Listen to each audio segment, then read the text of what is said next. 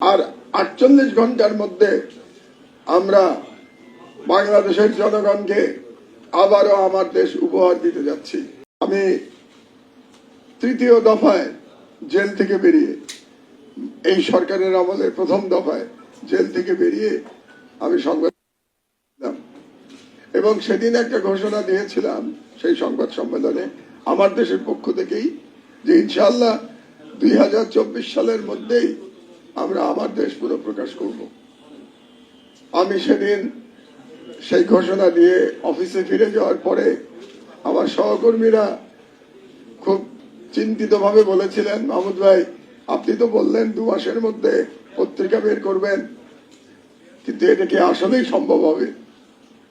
তো এটা প্রায় অসম্ভব। আপনারা সবাই সংবাদ মাধ্যমের কর্মী, আপনারা জানেন যে একেবারে শূন্য থেকে 2 মাসের মধ্যে পত্রিকা বের করা, একটা জাতীয় পত্রিকা বের করা প্রায় অসম্ভব ব্যাপার। কিন্তু আমার মনে জোর ছিল যে আল্লাহর রহমত আছে, ইনশাআল্লাহ আল্লাহর রহমত থাকলে এবং আমরা সবাই যদি পরিশ্রম করি তাহলে আমরা পারবো।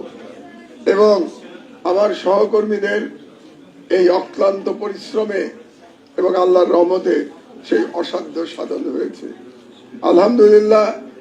আর 48 ঘন্টার মধ্যে আমরা বাংলাদেশের জনগণকে আবারও আমার দেশ উপহার দিতে যাচ্ছি ইনশাআল্লাহ। 22 তারিখে রোববার সকালে আপনাদের প্রত্যেকের বাসায় বাসায়, অফিসে, সর্বত্র আমার দেশ পৌঁছে যাবে ইনশাআল্লাহ।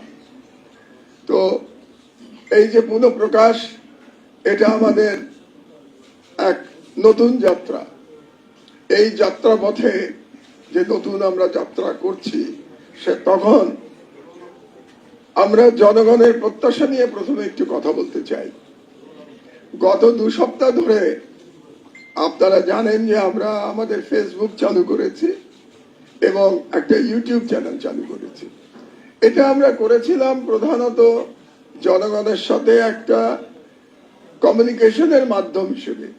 এটাকে খুব বড় করে কিছু আমরা কল্পনা করি নাই, কিন্তু আপনাদের ভালোবাসায় এই 2 সপ্তাহের মধ্যে এটার প্রচুর রিচ হয়ে গেছে।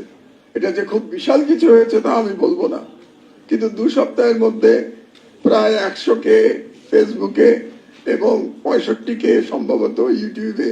একেবারে খারাপ হয়নি, যেখানে আমাদের কন্টেন্ট নাই বললেই চলে।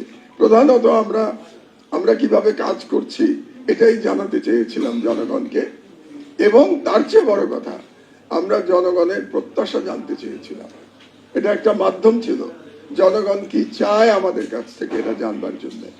এবং আপনারা হয়তো একটু অবাকই হবেন শুনলে যে এত ব্যস্ততার মধ্যেও আমাদের ইউটিউবে যতগুলো কন্টেন্ট হয়েছে এবং ফেসবুকে যতগুলো আপলোড করা হয়েছে, প্রত্যেকটা কমেন্ট আমি নিজে পড়েছি, প্রতিটি কমেন্ট আমি নিজে পড়েছি।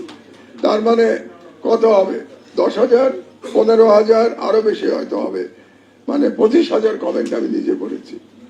তো পরে আমি আপনাদের প্রত্যাশা সম্পর্কে জানতে পেরেছি।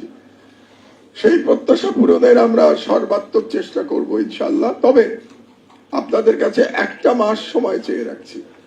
1 মাস আমাদের ভুল ত্রুটিগুলো আপনারা ক্ষমা করে দেবেন। এই 1 মাস আপনারা জানেন, যারা পত্রিকা মাধ্যমে আছেন, যে একটা নতুন পত্রিকা চালু করলে কত রকম ভুল ভ্রান্তি হয়। তো সেই ভুল ভ্রান্তিগুলো আপনারা ক্ষমা করবেন আমাদের। আমরা 1 মাসের মধ্যে আশা করি আপনাদের চাহিদা মতো একটা আমার দেশ আমরা আপনাদেরকে দিতে পারবো। যদিও প্রথম দিনই আমরা চেষ্টা করব একটা মানসম্মত পত্রিকা আপনাদেরকে দেওয়ার জন্য, যে কারণে আমার দেশ আজকে একটা ব্র্যান্ড হিসেবে আবির্ভূত হয়েছে বাংলাদেশে। আমার দেশ একটা ব্র্যান্ড। আপনি পছন্দ নাও করতে পারেন, কেউ কেউ পছন্দ নাও করতে পারেন, অন্যেরা পছন্দ করেন, কিন্তু আমার দেশ একটা ব্র্যান্ড। এটা কেউ হয়তো অস্বীকার করতে পারবেন না। যারা পছন্দ করবেন না তারাও অস্বীকার করতে পারবেন না যে আমার দেশ একটা ব্র্যান্ড। তো সেই ব্র্যান্ড, সেটা আমরা প্রথম দিন থেকে সেই ব্র্যান্ড অক্ষত রাখবার চেষ্টা করব। তো আমি একটু সম্পাদকীয় নীতি সম্পর্কে আপনাদের একটু বলতে চাই। সেটা হলো, প্রথম উদ্দেশ্য হবে আমাদের সঠিক খবর দেয়া। সঠিক খবর সকলের আগে বলবো না, যতদূর সম্ভব আগে সঠিক খবর দেয়া। সঠিক খবর মানে কি? সেটা হচ্ছে, আপনাদেরকে একটু বোঝাই ব্যাপারটা।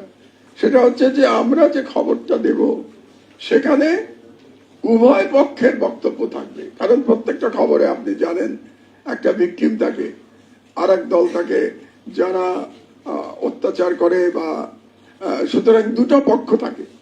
আমার পত্রিকায় দুই পক্ষের কমেন্ট থাকবে, দুই পক্ষের মতামত নিয়ে আমার খবর দেয়া হবে। এটা কেন বলছি? আপনারা জানেন বিগত হাসিনার ফ্যাসিবাদী আমলে তথাকথিত ইসলামী জঙ্গি নিয়ে কি ধরনের প্রচারণা চালানো হয়েছে, এবং প্রত্যেকটা প্রচারণা বাংলাদেশের বড় বড় পত্রিকা, আমি কারো নাম নিতে চাই না, আমি একটা পত্রিকার সম্পাদক, বড় বড় পত্রিকায় আমরা দেখেছি এক পক্ষের বক্তব্য ছাপা হয়েছে।